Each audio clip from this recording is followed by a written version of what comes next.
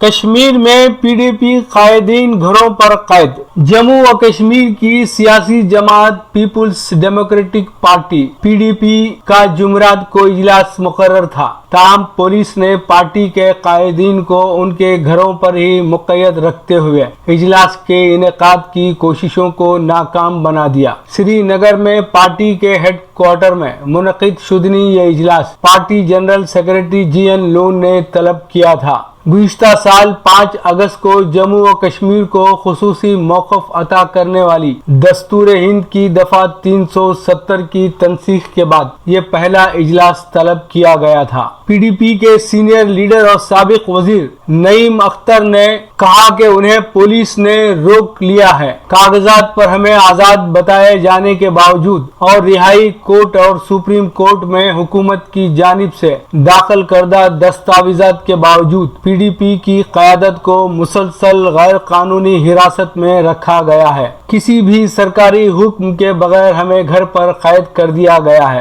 شرمناک بات یہ ہے کہ جموں و کشمیر کے انتظامیہ نے پولیس کے ساتھ جسمانی طور پر پی ڈی پی کے قائدین کو سری نگر میں ان کے گھروں سے باہر نکلنے نہیں دیا۔ عدالتوں میں بے شرمی کے ساتھ جھوٹ کہا گیا کہ ہم آزاد ہیں، در حقیقت ہم غیر قانونی طریقے سے گھروں پر قید ہیں۔ جموں و کشمیر نیشنل کانفرنس نے انتظامیہ کی طرف سے پی ڈی پی کی پارٹی اجلاس کے انعقاد کو روکنے کے اقدام کی شدید مذمت کرتے ہوئے کہا ہے کہ اس طرح کے اقدامات جمہوریت، دستور اور قانون کے مغیر ہیں۔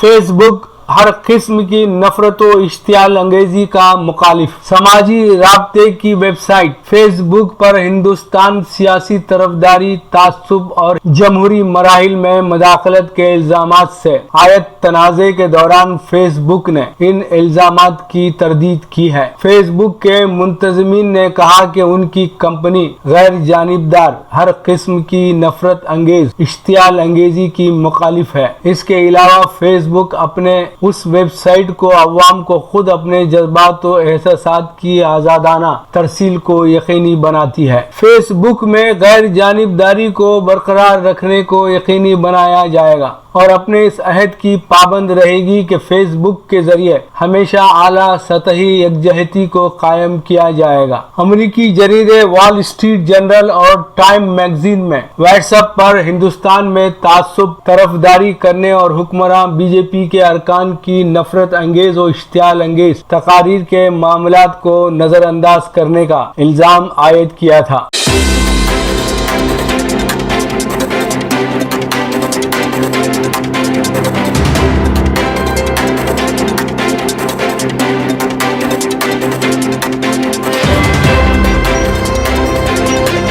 فلسطین پر سعودی عرب کا موقف تبدیل نہیں ہوا۔ سعودی عرب کے وزیر خارجہ شہزادہ فیصل بن فرحان بن عبداللہ نے کہا ہے کہ مملکت کے قضیہ فلسطین سے متعلق موقف میں تبدیلی نہیں۔ متحدہ عرب امارات اور دوسرے پڑوسی ممالک کے درمیان فضائی سروس کے لیے سعودی عرب کی فضا کے استعمال کی اجازت دینا مملکت کے قضیہ فلسطین سے متعلق موقف میں تبدیلی نہیں۔ خیال رہے کہ سعودی وزیر خارجہ نے یہ وضاحت ایک ایسے وقت میں کی ہے جب دوسری طرف متحدہ عرب امارات اور اسرائیل کے درمیان تعلقات کے قیام کے بعد دونوں ملکوں کے درمیان فضائی سروس کے لیے سعودی عرب کی فضا کو بھی استعمال کیا جا رہا ہے۔ امارات اور اسرائیل کے درمیان فضائی سروس کے لیے سعودی عرب کی فضائی حدود کے استعمال کی اجازت پر بعض حلقوں کی طرف سے سامنے آنے والی تنقید کو مسترد کر دیا گیا ہے۔ وزیر خارجہ شہزادہ فیصل بن فرحان نے کہا کہ سعودی عرب خطے میں دیر پا قیام امن کے لیے ہونے والی تمام مساعی کو قدر کی نگاہ سے دیکھتا ہے اور آج بھی عرب امن فارمولے پر قائم ہے۔ سعودی عرب کی طرف سے اسرائیلی جہاز کو اپنی فضائی حدود سے گزرنے کی اجازت دینے کو صہیونی ریاست کے ساتھ در پردہ تعلقات استوار کرنے اور فلسطینیوں کے حقوق کو نظر انداز کرنے کے مترادف قرار دیا کیا جا رہا ہے۔ تاہم سعودی حکومت نے مختلف مواقع پر مسئلہ فلسطین سے متعلق اپنے اصولی اور دیرینہ موقف کی وضاحت کی ہے اور کہا ہے کہ سعودی عرب کا فلسطین کے حوالے سے موقف تبدیل نہیں ہوا ہے۔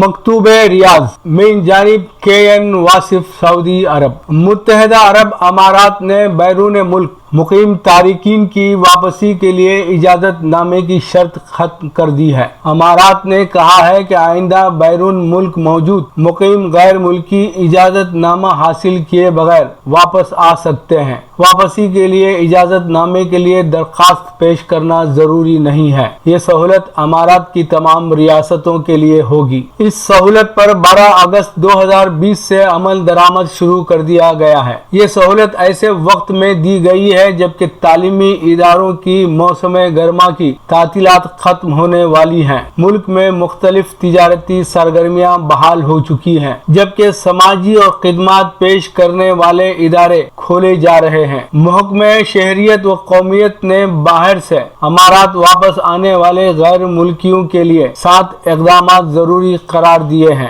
UAEENTRY.ICA.gov.ae پر شناختی معلومات، پاسپورٹ اور شہریت سے متعلق اپڈیٹ کرانا، رجسٹرڈ لیبارٹری سے کورونا ٹیسٹ کرانا اور سفر سے 96 گھنٹے قبل ٹیسٹ کا رزلٹ حاصل کرنا، امارات پہنچنے پر لیبارٹری ٹیسٹ کرانا، house isolation app download کرنا، مقررہ ایام کے دوران ہاؤس آئسولیشن میں رہنا۔ اماراتی محکمے نے مقیم غیر ملکیوں کو مشورہ دیا ہے کہ وہ UAEENTRY.ICA.gov.ae پر شناختی کارڈ، پاسپورٹ اور شہریت سے متعلق کوائف اپڈیٹ کرا لیں۔ اماراتی محکمے نے بیان میں مزید کہا کہ جو لوگ واپسی کا اجازت نامہ حاصل کیے ہوئے ہیں ان کے لیے نجی کوائف اپڈیٹ کرانا ضروری نہیں ہے۔ اب پیش ہے ہمارا پروگرام وقفہ ادب۔ وقفہ ادب میں جناب سردار ساحل کو سماعت فرمائیں۔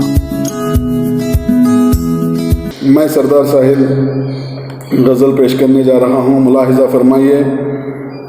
مطلع یوں کہا ہے کہ تشبیہ استعارہ کنایہ تیرا خیال، تشبیہ استعارہ کنایہ تیرا خیال، میری غزل ہے عکس سراپا تیرا خیال، میری غزل ہے عکس سراپا تیرا خیال۔